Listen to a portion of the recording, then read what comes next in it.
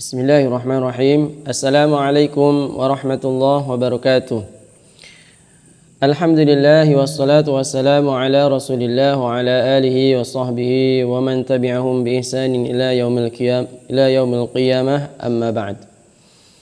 Para santri sekalian yang saya cintai, ataupun wali santri atau seluruh kaum muslimin, kaum muslimah dimanapun Anda berada, semoga Allah selalu memberikan kepada kita taufiknya atau pertolongannya, kemudian memberikan kepada kita curahan rahmat sehingga kita menjalani kehidupan ini bisa dengan penuh kebahagiaan dan kemudahan dari Allah Subhanahu wa taala.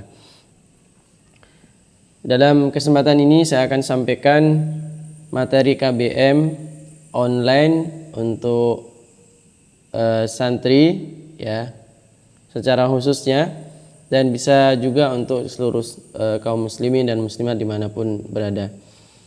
Awalnya ini adalah untuk kajian yang kita tujukan untuk santri. Tema kita adalah tentang adab. Tema kita adalah tentang adab. Para santri sekalian yang saya cintai,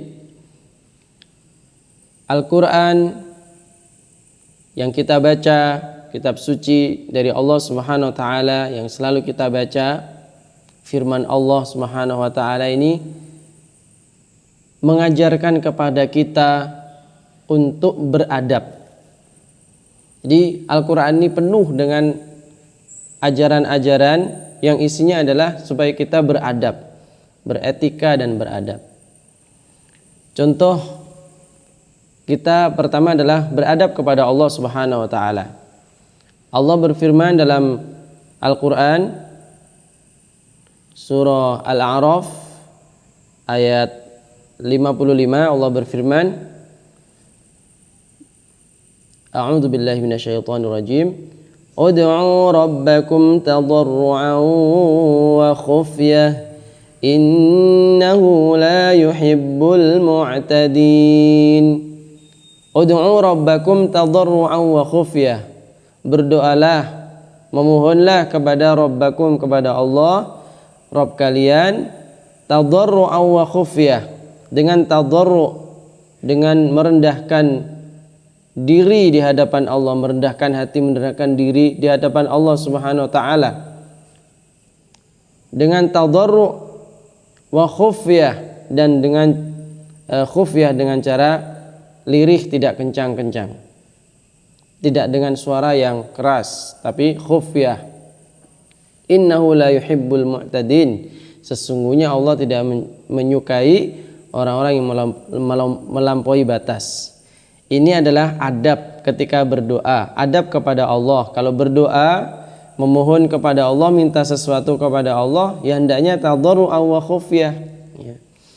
Kalau kita meminta kepada manusia aja, kita juga dengan cara yang baik, apalagi kepada Allah.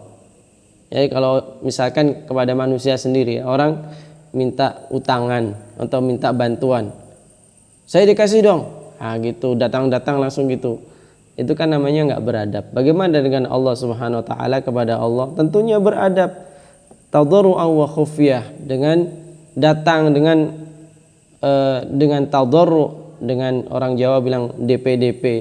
Jadi dengan cara rendah hati di hadapan Allah, kemudian tidak dengan suara yang kencang, tidak seperti orang membentak, begitu.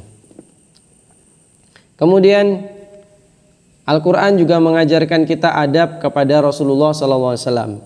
Contoh surah Al-Hujurat ayat 2, Allah berfirman, A'udzu billahi minasyaitonir rajim.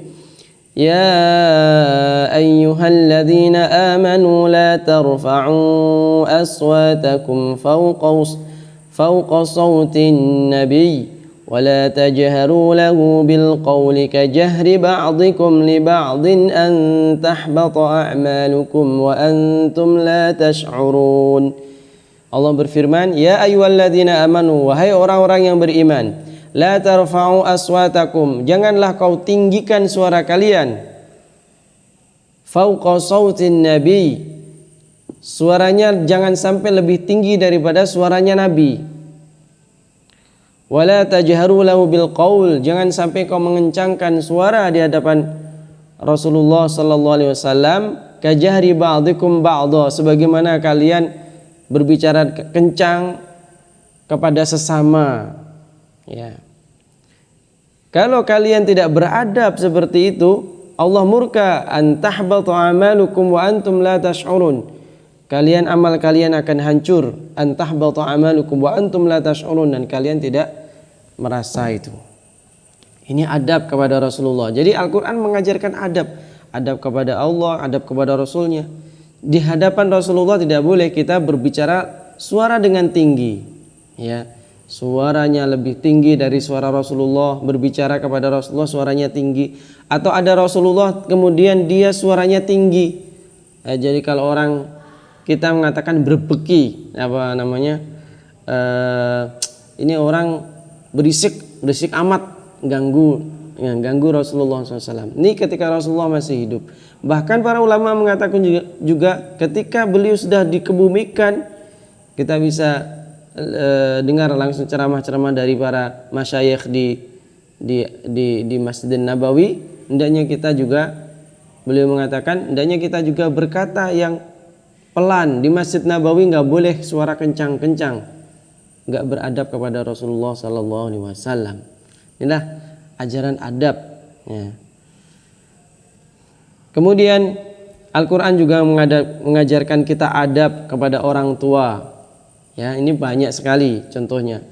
Dalam surah Al-Isra itu ada fala taqul lahuma uffin wa la tanharhuma wa qul lahuma qawlan karima. Jangan kau mengatakan hus kepada orang tuamu. Ini adab juga. Wala tanharhuma, jangan kau membentak mereka. Wa qul lahuma qawlan karima, dan berkatalah dengan perkataan yang mulia. Masya Allah, Al-Quran mengajarkan kita banyak adab. Kemudian adab kepada guru. Al-Quran juga mengajarkan kepada kita adab kepada guru. Nabi Musa alaihissalam ketika berguru kepada Nabi Khidir, Nabi Musa tentu lebih mulia, ya, karena beliau adalah nabi yang termasuk ulul azmi. Kemudian Nabi Khidir adalah seorang nabi yang tidak ulul azmi, tentu derajatnya di bawahnya. Akan tetapi ada ilmu yang dimiliki oleh Nabi Khidir dan Nabi Musa tidak mempunyai. Akhirnya beliau berguru kepada Nabi Khidir. Statusnya maka Nabi Musa ini adalah murid kepada guru, kepada Nabi Khidir statusnya guru. Nah, bagaimana Allah menceritakan perjalanan Nabi Musa alaihissalam berguru, adab kepada guru. Adab kepada guru diceritakan di dalam surah Al-Kahfi, perjalanan Nabi Musa berguru kepada Nabi Khidir. Ya, setelah pertama beliau minta izin supaya boleh belajar, ikut belajar di situ. Hal attabi'uka ala an tu'allimani mimma 'ullimta rusyda. Hal itu bolehlah, bolehkah? Minta izin dulu masuk ke beliau, pengajaran beliau. Akhirnya beliau membolehkan.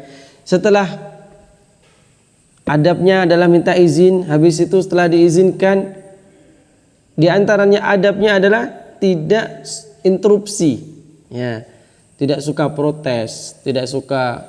Di seorang murid itu tidak boleh terlalu banyak protes, tidak boleh tidak diperkenakan protes kepada gurunya.